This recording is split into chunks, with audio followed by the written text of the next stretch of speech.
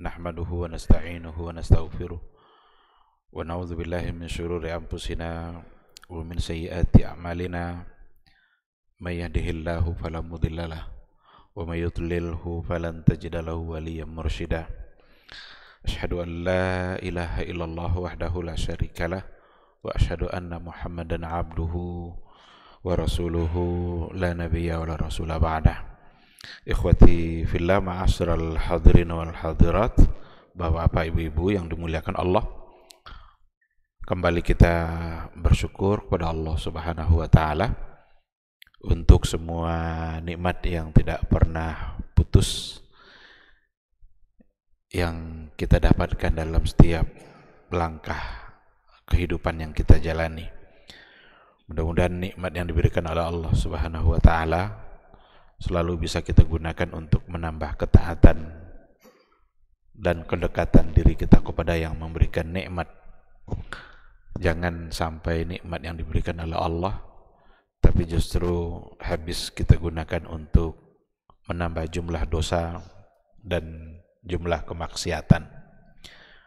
Harta itu adalah nikmat. Berapa banyak orang yang diberikan harta tapi habis untuk menambah jumlah dosa. Sehat itu juga adalah nikmat, tapi banyak orang yang sehat tapi jauh dari Allah.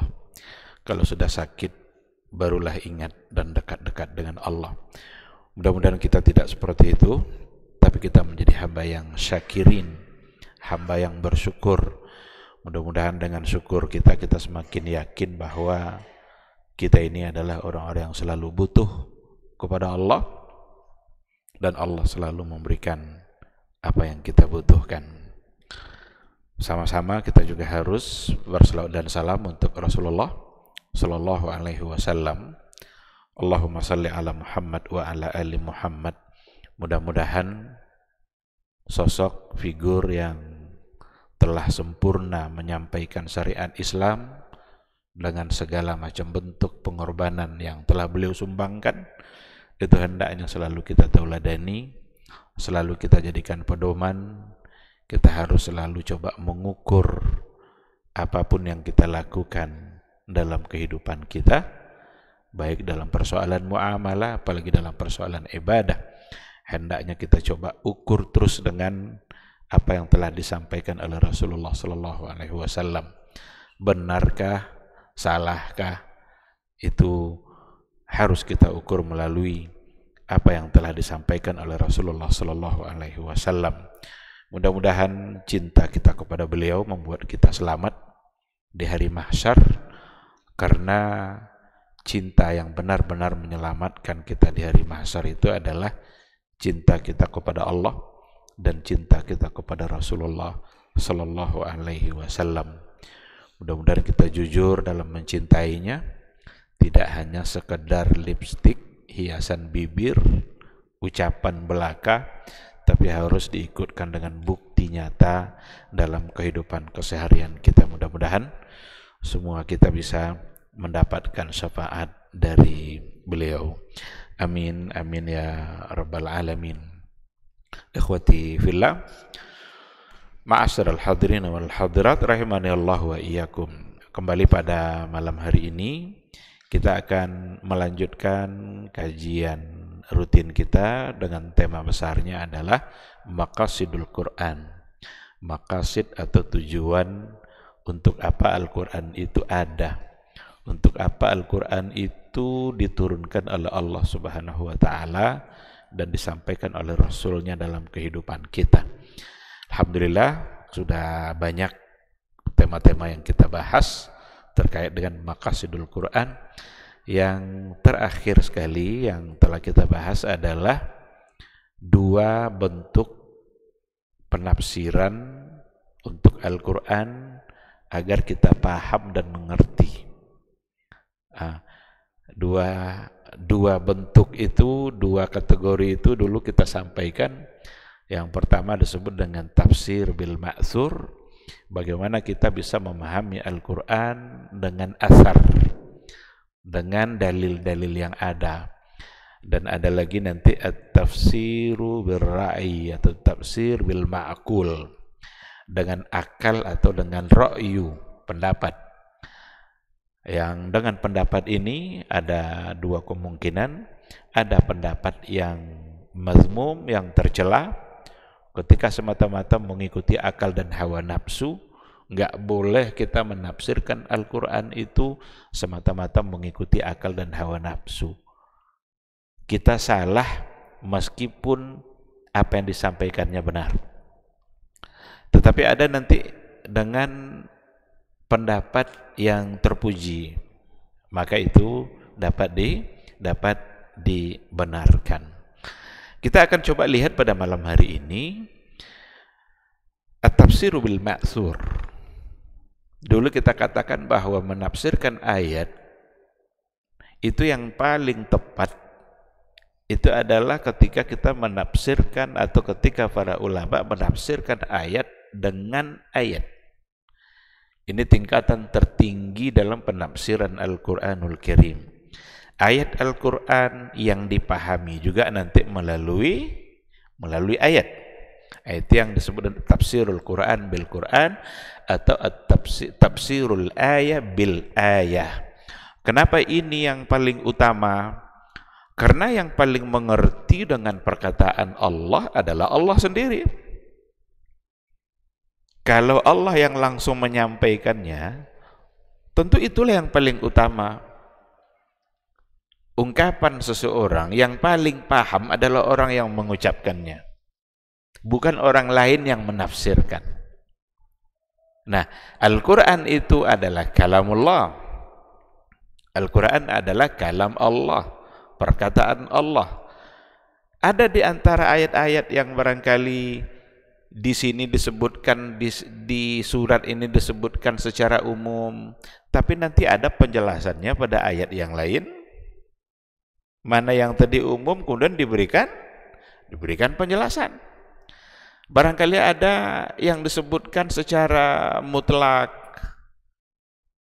nanti dalam ayat yang lain ada yang disebutkan secara lebih rinci, ada batasan-batasan yang disebutkan juga oleh Allah. Nah, ada ayat-ayat yang barangkali belum terlalu dipahami dalam satu ayat tertentu, tapi nanti ketika dibaca ayat-ayat yang lain, maka akan menjadi pahamlah, akan menjadi teranglah apa sesungguhnya yang dimaksudkan oleh Allah melalui ayat yang pertama tadi. Maka itu namanya tafsirul Quran bil Quran dan tafsirul ayah bil ayah. Menafsirkan ayat dengan ayat itu sendiri, Al-Quran dengan Al-Quran sendiri, dan ini adalah tingkat pertama keakuratan sebuah penafsiran. Tidak ada lagi yang lebih tinggi dari ini, karena Allah sendiri yang menyebutkan. Nanti ketika betul-betul dipahami konsep tafsirul Quran bil Quran, akan banyak sekali kita bisa memahami ayat-ayat yang sebelumnya seolah-olah ayat itu bertentangan. Padahal mustahil dalam Al-Quran terjadi pertentangan. Karena itu sifat dari Al-Quran itu sendiri. Apa kata Allah? Walau kana min indi ghairillahi lawajadu fihi ikhtilafan katsira. Kalaulah seandainya Al-Quran itu datang dari selain Allah, atau kalau seandainya sebuah ungkapan datang dari selain Allah, lawajadu fihi ikhtilafan katsira, pasti mereka akan menemukan ikhtilaf, perbedaan yang banyak. Maka ayat ini memastikan bahwa di dalam Al-Quran tidak ada pertentangan, karena Al-Quran datang dari Allah. Al-Quran bukan ucapan Nabi Muhammad SAW. Al-Quran juga bukan redaksi yang disampaikan oleh Jibril, tapi langsung datang dari Allah. Yang kita baca hari ini, Al-Quran yang kita baca hari ini, itulah yang datang dari Allah dulu, yang dibawakan oleh Jibril. Jibril hanya membawa, Nabi Muhammad hanya menerima. Ayatnya langsung datang dari Allah.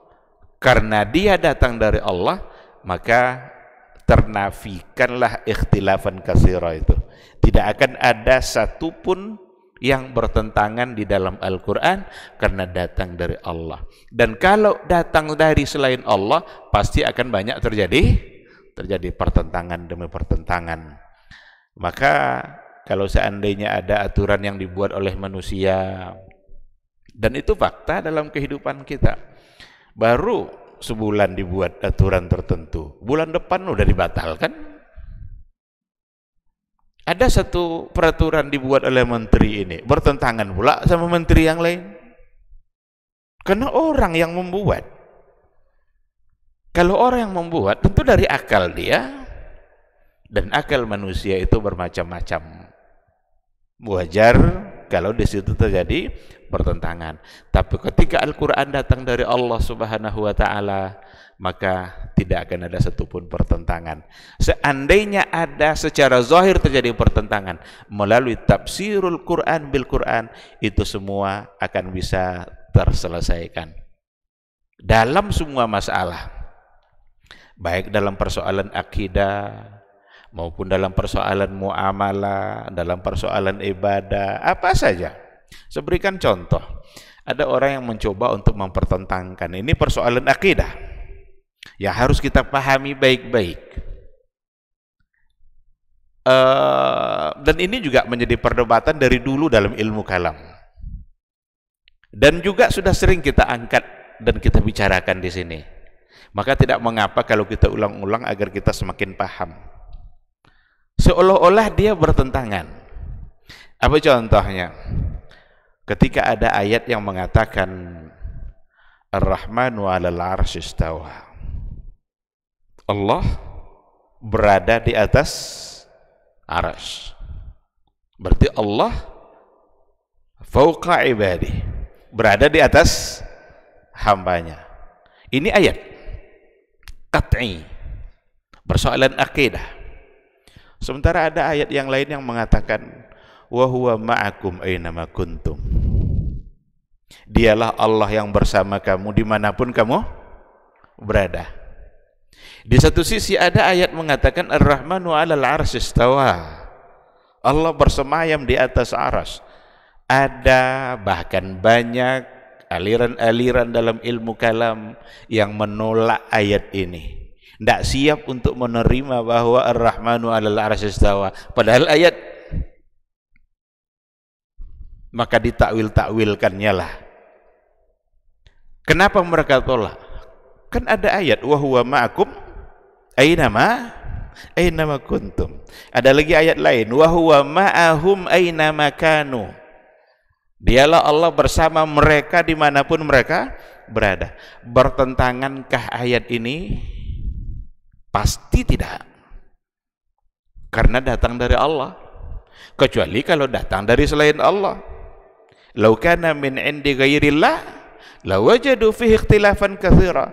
Kalaulah dia datang dari selain Allah, pasti akan banyak pertentangannya. Tapi karena datang dari Allah, mustahil akan ada pertentangan. Bagaimana cara menjawabnya? Bagaimana cara menyatukannya? Satu bilang di atas, meninggi di atas hambanya, bahkan di atas arsy. Satu sisi dia bersama kamu dimanapun kamu berada. Itu akan terjawab nanti dengan tafsirul Quran bil Quran. Akan terjawab nanti ketika ayat itu ditafsirkan juga dengan ayat. Maka Allah menyampaikan ayatnya, satu ayat di surat ini, tapi Allah juga menyampaikan hal yang lain yang sebagai penjelas pada ayat yang berbeda. Maka penafsirannya dimulai dari memaknai kata ma'akum, bersama kamu. Yang bersama kamu itu apa? Apakah zatnya atau sifatnya? Kalau Ar-Rahmanu 'alal 'arsy istawa, itu zat Allah yang maha mulia, dan arsy itu adalah yang paling mulia dari semua yang ada.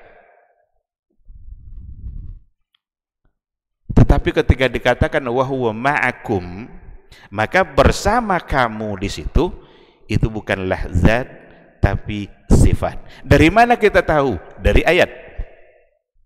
Apa ayatnya? Ada ayat yang bercerita tentang Nabi Musa yang diperintahkan oleh Allah bersama Nabi Harun alaihi wassalam untuk menghadap Fir'aun. Idhaba ila Fir'auna innahu tagha. Hadapi Fir'aun itu, datangi dia, dakwahi dia, karena sesungguhnya Fir'aun itu telah melampaui batas. Lalu beberapa ayat berikutnya di bawahnya ada Allah mengatakan begini, pergilah kalian, Allah suruh Musa sama Fir'aun itu pergi, sama Harun pergi menemui Fir'aun, tapi kata Allah, inni ma'akuma asma'u wa ara. Inni ma'akuma, sesungguhnya saya bersama kalian berdua, asma' wa ara, saya dengar dan saya lihat. Berarti yang bersama Musa dan Harun itu apa? Zatkah atau sifat? Sifat, bukan zat. Karena mustahil zat Allah bersama makhluknya, karena makhluknya kotor, makhluknya banyak dosa. Allah itu suci, tidak mungkin ia berada pada tempat yang selain tempat yang suci. Dan bukan karena dia membutuhkan arsy. Nah, ketika kita coba membaca ayat seperti ini namanya tafsirul Quran bil Quran, maka tidak bertentangan. Ketika dikatakan dia di atas arsy, itu zat yang maha mulia. Ketika dikatakan dia bersama kamu dimanapun kamu berada, tidak ada satu tempat pun di mana kita berada yang tertutup dari pandangan Allah Subhanahu wa ta'ala.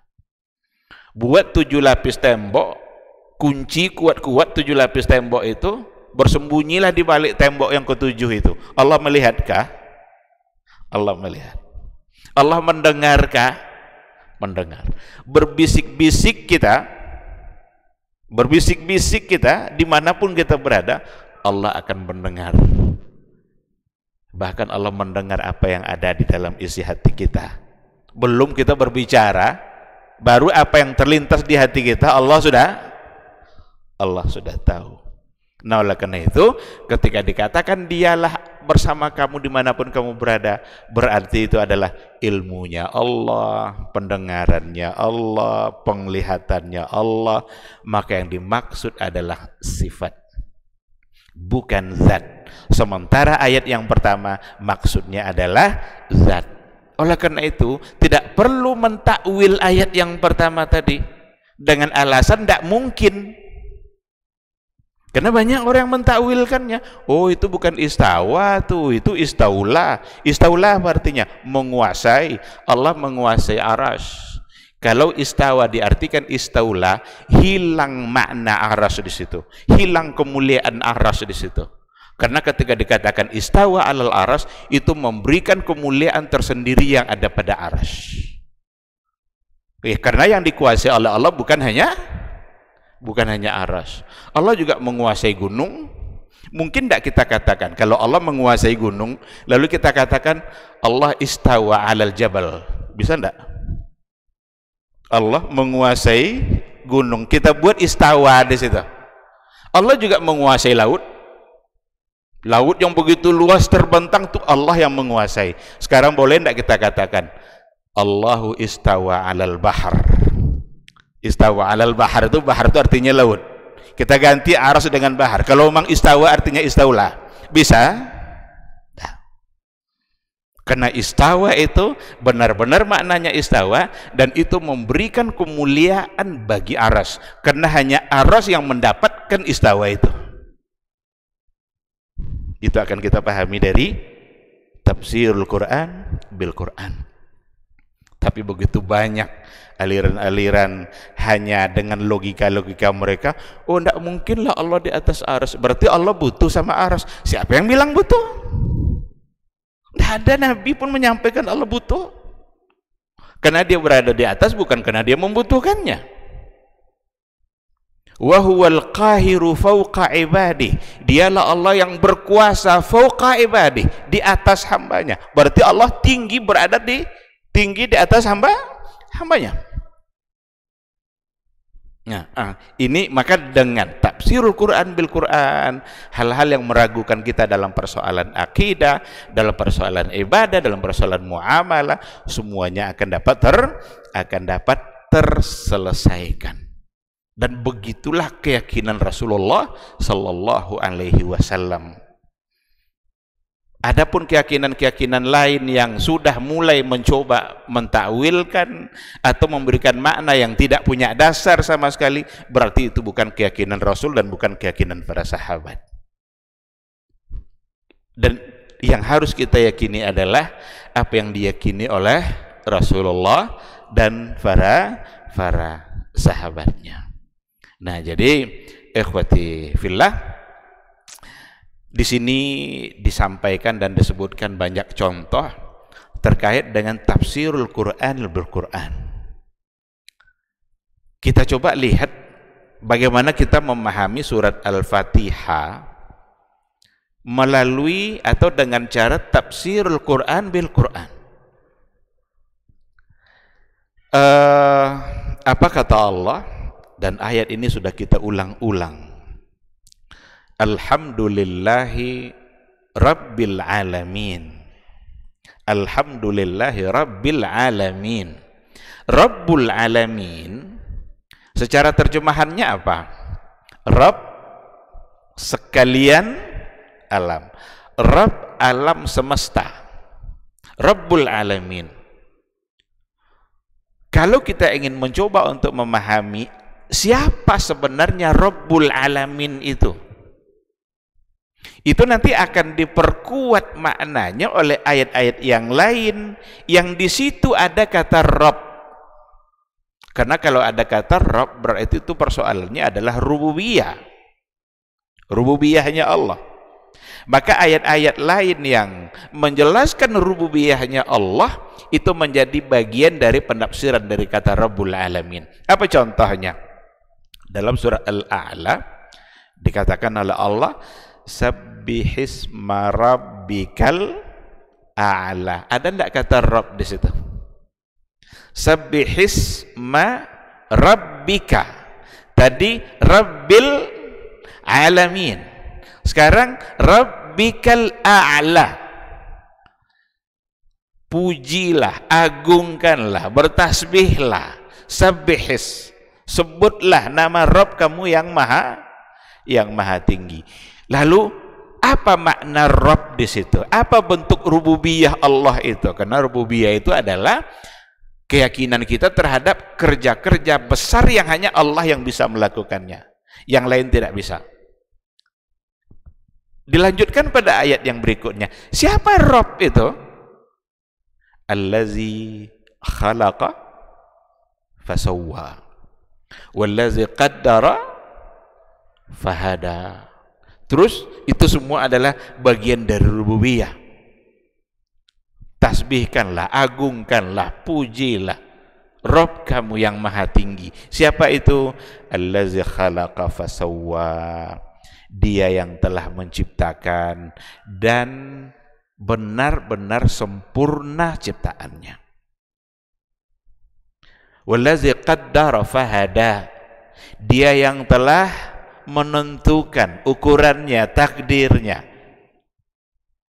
Itu semua ada di tangan Allah.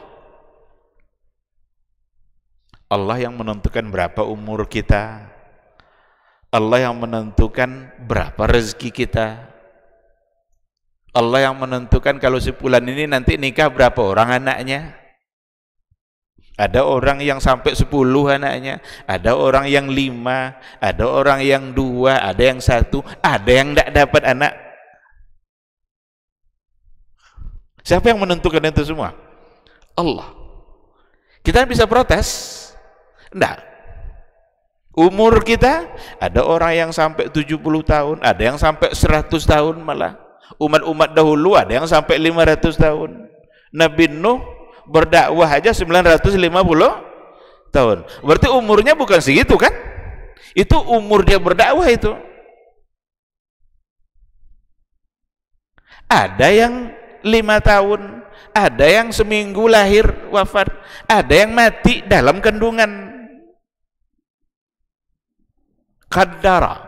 Allah sudah menentukan takdirnya semuanya. Allah sudah menentukan ketentuannya, ketetapannya. Dan kita wajib percaya. Allazi qaddara fahada, dan juga dia yang telah memberikan petunjuk. Ini semua, ini bagian dari rububiyahnya Allah Subhanahu wa ta'ala yang wajib kita percaya, wajib kita imani. Persoalan rububiyah itu dari alhamdulillahi rabbil alamin. Jadi Rabbul Alaminnya itu persoalan rububiyah. Kalau alhamdulillah itu persoalan uluhiyah. Kalau uluhiyah itu kan ibadah. Dan alhamdu itu pujian kita kepada Allah, dan memuji Allah itu adalah ibadah. Memuji Allah adalah ibadah, bersyukur adalah ibadah. Maka kalau ada redaksi-redaksi dalam Al-Quran lillahi umpamanya, itu pasti hubungannya nanti dengan persoalan uluhiyah. Tapi kalau disebut nama Allah lalu ada allazi, Allahul ladzi, Rabbukumul ladzi, Rabb kamu yang, Allah yang. Setelah itu berarti adalah rububiyah, karena menunjukkan pekerjaan Allah, pekerjaan yang maha besar, dan pekerjaan itu hanya bisa dilakukan oleh Allah, tidak bisa dilakukan oleh selain Allah.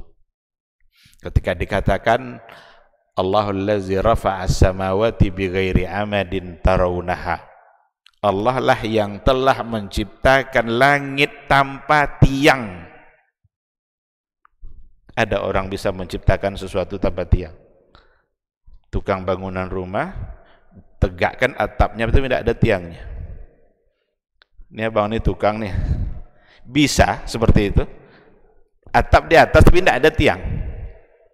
Itu atap tuh berapalah ukuran atap. Tapi Allah rafa'as samawati, tidak pula satu langit itu samawat, berarti langit yang berlapis, bertingkat-tingkat, berlapis-lapis. Rafa'as samawati bighairi amadin, tanpa ada tiang satupun. Langit pertama, langit kedua. Pertama ini tidak juga ada tiangnya, langit kedua enggak ada pula tiangnya, langit ketiga tidak ada pula tiangnya. Siapa yang bisa menciptakan ini selain daripada Allah? Maka rububiyah itu mengimani perbuatan-perbuatan besar yang seperti itu, yang memang hanya Allah yang bisa. Maka dalam ayat ini allazi khalaqa fasawwa wallazi qaddara fahada wallazi akhrajal mar'a, itu semua adalah kerja-kerja Allah. Itu bentuk rububiyah yang wajib kita imani.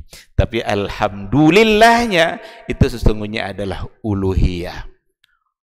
Oleh karena itu tidak ada alasan kita untuk tidak menerima tauhid dalam bentuk uluhiyah dan rububiyah itu. Ketika nanti datang Ar-Rahman Ar-Rahim, ini asma wa sifat. Kan alhamdulillahi rabbil alamin. Ar-Rahman Ar-Rahim. Ar-Rahman Ar-Rahim itu adalah nama-nama Allah dan juga merupakan sifat Allah. Itulah sebabnya dalam keyakinan Ahlus Sunnah, dalam keyakinan Salaful Ummah, ada 3 bentuk tauhid. Ini jangan ditolak ini. Banyak orang yang tidak bisa menerima pembagian tauhid ini ya. Dikiranya sama dengan Trinitas. Coba bayangkan, kemana logika mereka, kemana akal mereka ketika menyamakan yang 3 ini dengan Trinitas. Padahal ini semua berhubungan dengan Allah. Kalau Trinitas kan berhubungan dengan ada anak, ada ibu, ada Tuhan Bapa. Itu urusan mereka lah itu. Tapi disayangkan sekali ketika disamakan.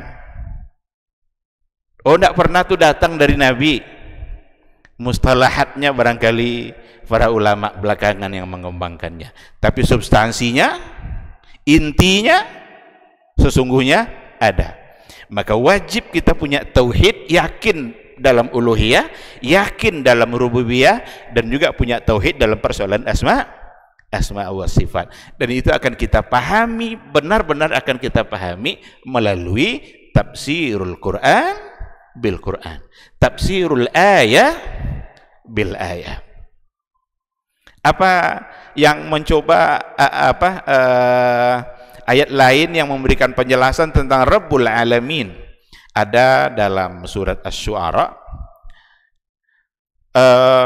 Lagi-lagi dialog antara Fir'aun dengan Musa. Qala Fir'aun wa ma Rabbul Alamin. Jadi Fir'aun berkata kepada Nabi Musa itu, wa ma Rabbul Alamin. Kan tadi alhamdulillahi Rabbil Alamin. Sekarang Fir'aun bertanya ketika Musa dan Harun menemuinya, mengajak beriman kepada Allah yang telah menciptakan kalian, berimanlah kepada Allah Rabbul Alamin. Fir'aun nanya, wa ma Rabbul Alamin? Qala, lalu Musa menjawab, Rabbus samawati wal ard wa ma bainahuma in kuntum muqinin. Yang Rabbul Alamin itu adalah Rabbus samawat wal ardi wa ma bainahuma. Rabbul Alamin itu adalah Robnya langit, Robnya bumi, dan Rob yang ada di antara keduanya. Wa ma bainahuma. Berarti Rabbul Alamin itu, yang alamin itu langit, bumi, dan yang ada di antara keduanya. Semakin mengertilah kita dengan apa sesungguhnya yang dimaksud dengan Rabbul Alamin. Dari mana kita paham? Tafsirul Quran bil Quran, tafsirul ayah bil ayah. Maka dikatakan fadalla ala annal alamin tashmal as-samawati wal ard wa ma bainahuma. Maka dengan demikian ayat ini menunjukkan bahwa sesungguhnya yang dimaksud dengan alamin itu adalah langit, bumi, dan antara keduanya atau dan segala isinya. Apa yang ada di segala isinya? Langit itu ada makhluknya. Jangan dikira nanti makhluk Allah hanya ada di bumi saja, di langit saja, di langit sana itu ada banyak makhluk Allah. Kita saja yang tidak akan pernah memahami seutuhnya apa aja makhluk Allah itu. Kita untuk mengenali makhluk Allah saja kita belum mampu. Apa yang ada di langit, apa yang ada di bumi, tidak sanggup akal kita untuk menguasainya. Tapi yang jelas semua itu adalah makhluknya Allah. Kalau memang itu adalah makhluknya Allah, berarti Rabb mereka semua adalah Allah. Kalau memang Rabb mereka ada Allah, sebenarnya semua makhluk itu beribadah dan bertasbih kepada Allah. Maka ada juga ayat yasjudu lillahi man fis samawati wa man fil ard. Sujud kepada Allah itu semua yang ada di langit dan semua yang ada di bumi. Semua mereka bertasbih, walakin la tafqahuna tasbihahum. Tapi kalian yang tidak mengerti, tidak paham dengan tasbih mereka. Jangan-jangan ayam jantan yang berkokok di waktu subuh dia sedang bertasbih. Awak tetap tidur, ternyata ayam sudah bertasbih. Kalah kita sama ayam kadang. Ayam udah bangun, dia bertasbih, dia jangan-jangan itu bentuk dari ibadah dia kepada Allah. Sementara manusia walaupun sudah dengar azan tapi tetap saja melanjutkan tidurnya. Siapa yang lebih hina sekarang ini, ayam atau manusia? Jangan-jangan manusia yang diberikan akal ternyata di sisi Allah adalah hina, sementara makhluk-makhluk lain mereka tunduk dan patuh kepada Allah, maka mereka telah mengerjakan apa yang harus mereka kerjakan. Kenapa mereka bertasbih? Semua mereka Rabbnya adalah Allah. Semua mereka Rabbnya adalah satu, Allah, Rabbul Alamin. Dan itu kita pahami dari tafsirul Quran bil Quran. Ikhwati fillah, sekarang Allah katakan juga Maliki Yaumiddin. Maliki Yaumiddin. Ada dua qiraat di situ, ada yang Maliki Yaumiddin, ada yang Maliki Yaumiddin tanpa dibaca panjang. Kalau Malik tanpa dibaca panjang berarti raja, karena Allah memang raja. Kalau Malik berarti yang memiliki, yang menguasai. Sekarang Yaumiddin itu apa? Bagaimana kita tahu makna dari yaumiddin itu? Penafsirannya seperti apa? Akan sangat jelas sekali nanti kalau seandainya kita tafsirkan ayat ini melalui ayat yang lain. Dari mana kita tahu kejelasan maknanya? Di dalam surat seperti surah Al-Infitar ada penjelasan tentang kata yaumuddin oleh Allah. Apa itu? Allah mengatakan, "Wa ma adraka ma yaumuddin. Tsumma ma adraka ma yaumuddin." Tahukah kalian apa itu yaumuddin itu? Diulang lagi, "Tsumma ma adraka."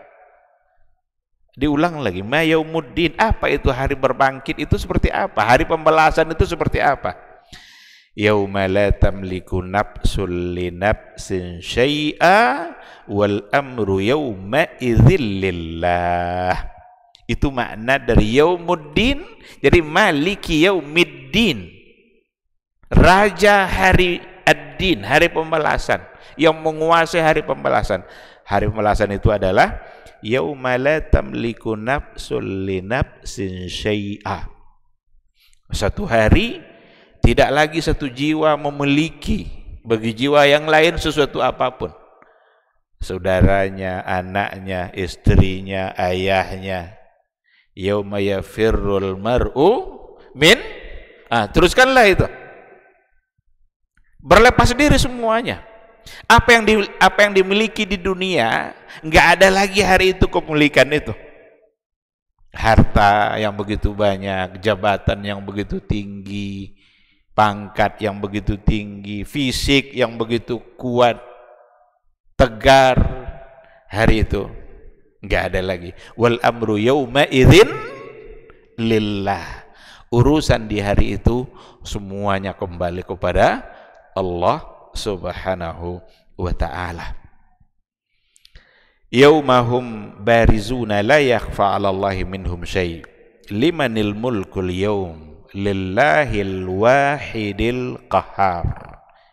Ini bagian dari penafsiran dari kata yaumuddin. Apa itu? Yaumahum barizuna, satu hari nanti, dan hari itu tentu saja pada hari nanti setelah kiamat. Semua dinampakkan oleh Allah Subhanahu wa taala. La yakhfa 'ala Allahi minhum syai'.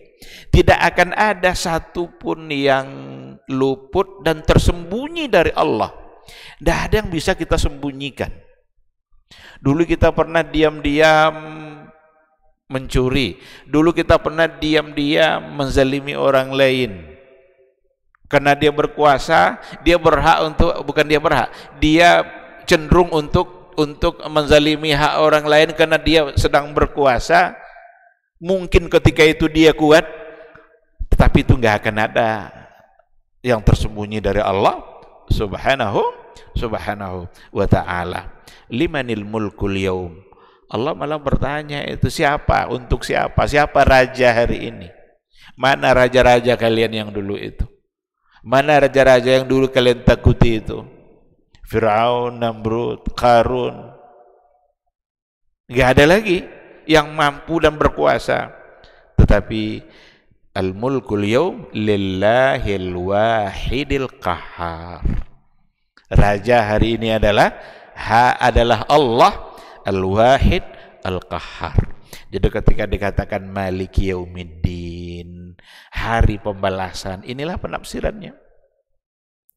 Begitulah Allah memberikan penjelasan sehingga kita mengerti dengan apa yang dikatakan dan yang diinginkan oleh Allah yang ada dalam Al-Fatihah itu. Ketika dikatakan juga siratal ladzina an'amta 'alaihim, siratal ladzina an'amta 'alaihim, jalan orang-orang yang telah diberikan nikmat oleh Allah. Siapa orang-orang yang telah diberikan nikmat itu? Tentu kita harus tahu. Kita harus coba menggali. Ihdinas siratal mustaqim.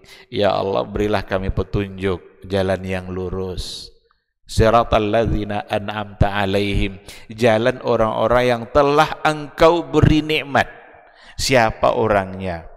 Itu ditafsirkan dan bisa didapat penjelasannya di dalam surat An-Nisa, di mana Allah Subhanahu wa taala mengatakan, "May yuti'illaha war rasula fa ulaika ma'al ladzina an'ama Allahu 'alaihim minan nabiyyin was-siddiqin wasyuhada was-salihin." 4. Barang siapa yang taat kepada Allah dan Rasulnya, mereka itulah ma'allazina an'amallahu alaihim, akan bersama-sama dengan orang-orang yang telah Allah beri nikmat.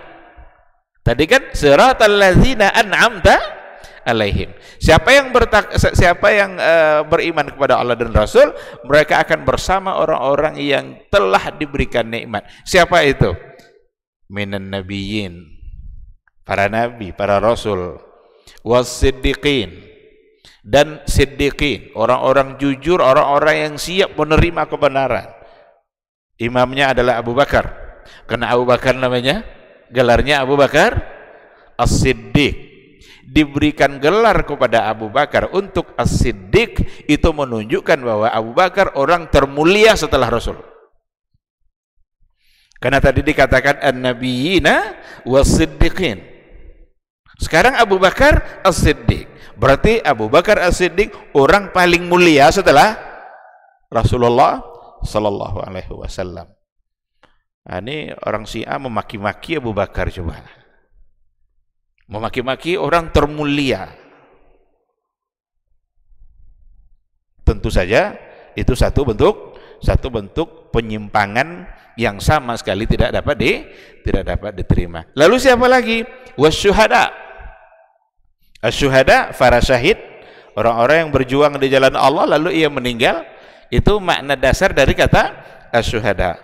Wassalihin, dan orang-orang soleh. Ini ketika dikatakan 4 peringkat, 4 sifat ini menunjukkan peringkat. An-nabiyyin, as-siddiqin, asyuhada, as-salihin. Masuk enggak kita ke salah satu yang 4 ini? Kalau enggak masuk, berarti kita tidak selamat di akhirat. Nabi jelas enggak, karena Nabi orangnya diangkat, Rasul diangkat oleh Allah. As-siddiqin, orang-orang yang siddiq, asal iya kata Allah, iya kata dia, enggak kata Rasul, enggak katanya. Tapi kalau iya kata Rasul, enggak kata dia, berarti dia tidak siddiq. Iya kata Allah, enggak katanya, berarti bukan siddiq. Jadi yang sejalan dengan apa yang diinginkan oleh Allah. Bisakah kita jadi siddiqin? Bisa, insya Allah. Cuma yang pasti itu pertama jelas Abu Bakar. Kita berupaya untuk sampai ke situ. Allah yang menilai, hati kita Allah yang menguasai. Asy-syuhada, orang-orang yang syahid, dan as-salihin, orang-orang yang saleh, orang-orang yang taat kepada Allah, orang-orang yang bertakwa. Jadi siratal ladzina an'amta alaihim, jalan orang-orang yang telah engkau beri nikmat, itu penafsirannya ada pada 4 kelompok ini. Jadilah salah satu dari yang 4 ini, agar nanti bersama-sama dengan Rasulullah sallallahu alaihi wasallam. Wa hasuna ulaika rafiqa, wa hasuna ulaika rafiqa. Mereka yang 4 jenis ini, itulah yang paling pantas dijadikan teman. Kalau ingin berteman, carilah teman dengan salah satu dari sifat yang 4 ini. Kalau tidak ada pada dia salah satunya, jangan berteman dengan dia, karena bisa-bisa akan merusak akhirat kita. Baik, ikhwati billah, karena waktu Isya sudah masuk, kita akan jawab dulu suara azan. Nanti insyaallah kita lanjutkan. Kalau seandainya ada yang didiskusikan, nanti insyaallah kita akan bertanya jawab.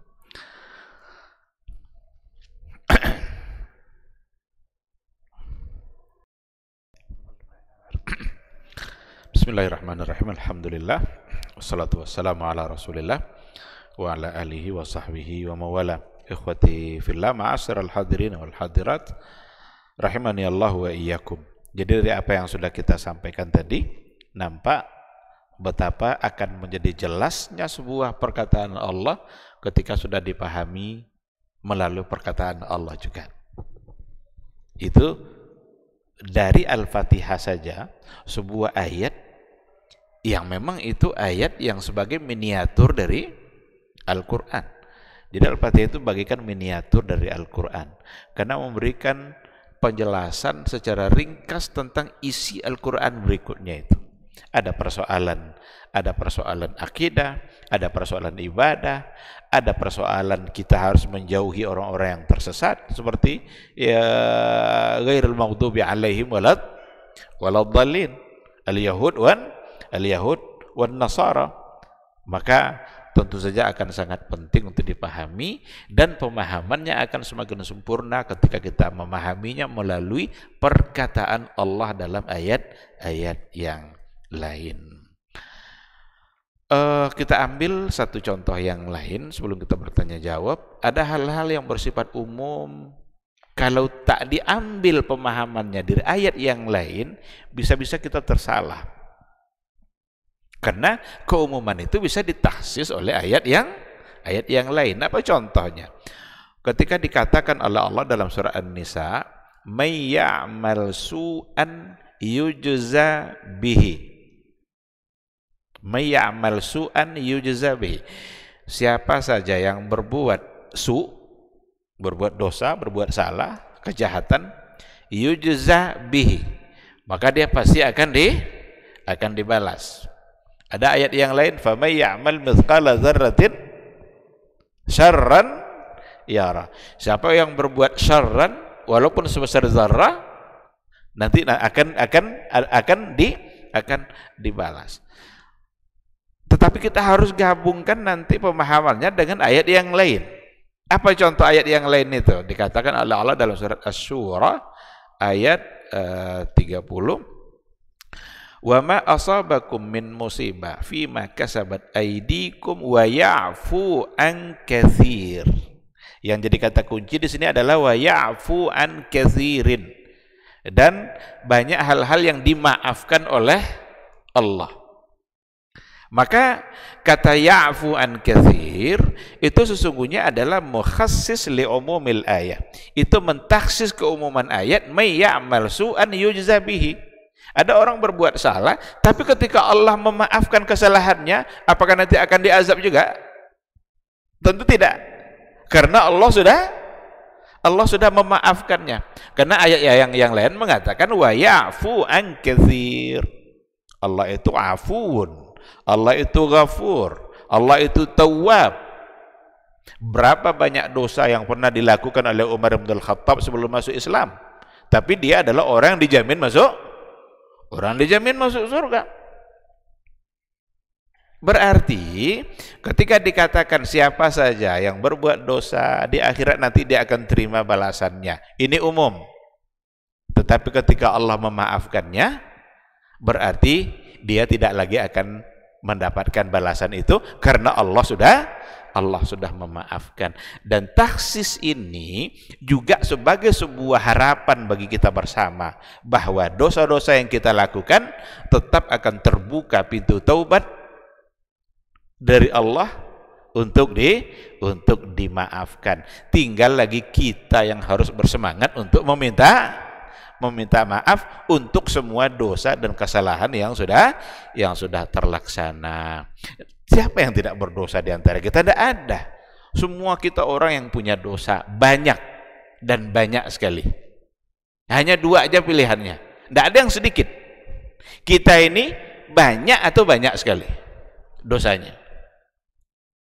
Nah, tapi ketika Allah katakan wa ya'fu an katsir, berarti ada peluang untuk dimaafkan oleh Allah, dan peluang itu terbuka bagi siapa saja. Bahkan ada hadis Nabi, ada orang yang begitu banyak maksiat dan dosanya, tidak ada lagi jarak antara dia dengan neraka itu illa zira, kecuali satu hasta. Ini dia ini neraka nih, satu hasta. Tapi ternyata di akhir hayatnya ia melakukan satu amalan yang menghapus semua dosa tadi, dan akhirnya karena tercatat dia sebagai ahli surga, akhirnya dia masuk surga. Oleh karena itu, ayat ini sesungguhnya adalah harapan yang terkandung di dalamnya bagi kita semua yang pendosa-pendosa ini untuk tetap bertaubat dan memohon ampun kepada Allah Subhanahu wa ta'ala. Dan itu dapat dipahami melalui metode tafsirul Quran bil Quran. Baik ikhwati billah, ini mungkin yang contoh-contoh yang bisa disampaikan dalam kesempatan yang singkat ini. Mudah-mudahan nampak oleh kita betapa pentingnya metode tafsir Quran bil Quran dalam memahami firman Allah, sehingga sekali lagi saya katakan tidak ada satupun yang bertentangan yang ada di dalam Al-Quran, karena dia datang dari Allah Subhanahu wa ta'ala. Yang akan banyak pertentangan itu adalah ketika yang datang dari manusia. Wallahu subhanahu wa ta'ala a'lam. Kalau ada hal-hal yang mau dipertanyakan sebelum kita sholat, dipersilakan. Tafadhal.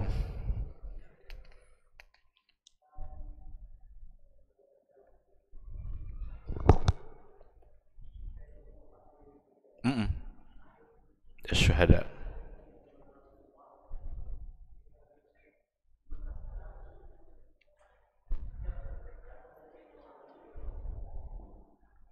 Iya. Istilah asyuhada itu memang adalah istilah untuk mereka-mereka yang berjuang di jalan Allah, lalu dalam membela agama Allah itu dia meninggal. Yang paling sering dimaknai itu berjuang itu adalah berperang. Lalu terjadi perang Badar, ada syuhada Badar. Terjadi perang Uhud, ada pula syuhada Uhud. Kalau orang pergi umroh, selalu aja ada nanti jadwal di mana mereka diajak untuk rihlah keliling-keliling. Salah satu tempat yang dikunjungi adalah tempat syuhada Uhud, karena mereka telah meninggal dalam memperjuangkan agama Allah. Namun nanti istilah dari kata syuhada, kalau kita bawa kepada hadis Nabi, ada juga hal-hal yang tidak seperti itu, tapi sekedar syahid dunia umpamanya. Ada ibu-ibu hamil melahirkan lalu meninggal, ada orang yang mati karena tertimpa atau kena banjir besar, itu menjadi bagian dari syuhada, tetapi tidak hukumnya sama dengan syuhada yang tadi itu, karena ada konsekuensi hukum nanti. Konsekuensi hukum itu dia tidak dimandikan, kan seperti itu kan, langsung dikuburkan. Tapi kalau ada yang syuhada dunia tadi, mereka tetap dimandikan, cuma barangkali dia mendapatkan pahala di sisi Allah sebagaimana pahala orang-orang yang syahid. Mungkinkah syuhada itu ada lagi sekarang? Ya mungkin saja, kalau memang dia berperang dalam melawan musuhnya, membela agama Allah. Tapi dipahami baik-baik, jangan salah arti. Karena nanti orang demi mendapatkan syahid melakukan sesuatu yang ternyata itu bukan syahid. Ternyata jangan-jangan itu bunuh diri. Umpamanya meledakkan bom yang diletakkan pada dirinya pada wisatawan Australia umpamanya. Apakah itu bagian dari syahid? Itu belum bisa dipastikan itu seperti itu. Karena yang syahid itu jelas siapa musuhnya, apa yang akan tindakan-tindakan yang dilakukan, ada aturan main dalam berperang diatur oleh Nabi. Lengkap aturan agama kita ini.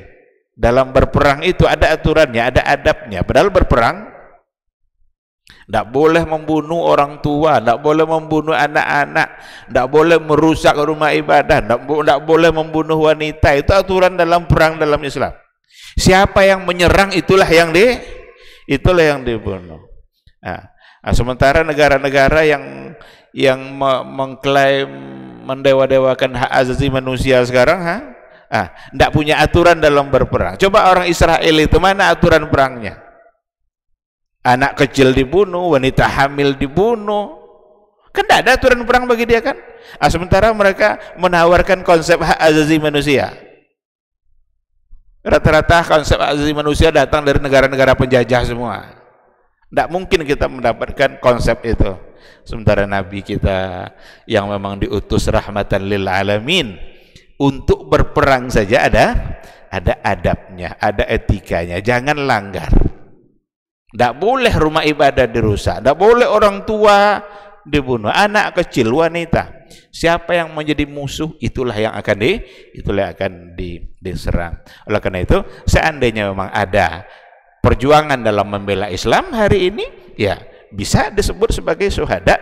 Tetapi apakah itu syuhada dalam syuhada dunia ataukah syuhada memang dunia akhirat yang punya ketentuan khusus, dikuburkan dengan tidak dimandikan. Itu syuhada Uhud itu ketika meninggal itu tidak dimandikan mereka.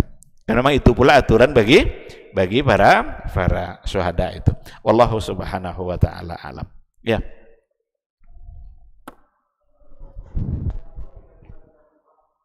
Antara ruh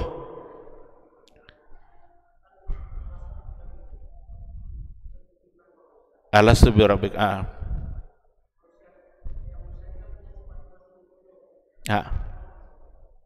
terus zatnya zat apa maksudnya nih? Ketika disandarkan satu istilah kepada Allah, umpamanya ruhullah, Allah tiupkan ruhnya, itu bukan berarti ruh Allah, tapi ruh milik Allah. Sama dengan Baitullah, ketika kata Baitun disandarkan kepada Allah, jadilah dia Baitullah, rumah Allah, masjid. Itu faedahnya lit tasyrif wa ta'zim. Itu untuk menunjukkan kemuliaan sesuatu itu. Jadi kalau ada sesuatu disandarkan kepada Allah, itu menunjukkan kemuliaan. Contoh ruhullah. Yang makna khusus untuk ruhullah Nabi Isa. Padahal orang-orang lain juga ditiupkan ruh dan diperintahkan oleh Allah untuk ditiupkan ruh. Baitullah, rumah Allah. Apakah masjid ini rumah Allah? Itu untuk memberikan kemuliaan kepada masjid. Maka Baitullah itu maksudnya adalah rumah di mana di situ bisa mendekatkan diri kita kepada Allah. Rumah yang di situ kita baca ayat-ayat Allah. Rumah di mana di situ kita begitu mudah untuk berzikir, mengingat Allah. Maka itu lit tasyrif, untuk memuliakan. Bukan berarti itu bagian dari zat Allah. Jangan disalahpahami. Lalu bagaimana dengan ada sifat-sifat Allah yang ada pada manusia? Ada kesamaan pada nama, kesamaan pada lafaz, tapi tidak pada hakikatnya. Allah penyayang, manusia penyayang. Tapi apakah sama? Tidak. Allah hidup, manusia hidup. Kita hidup kan, tapi akan berakhir pada kematian. Kalau Allah hidup tapi tidak berakhir pada kematian.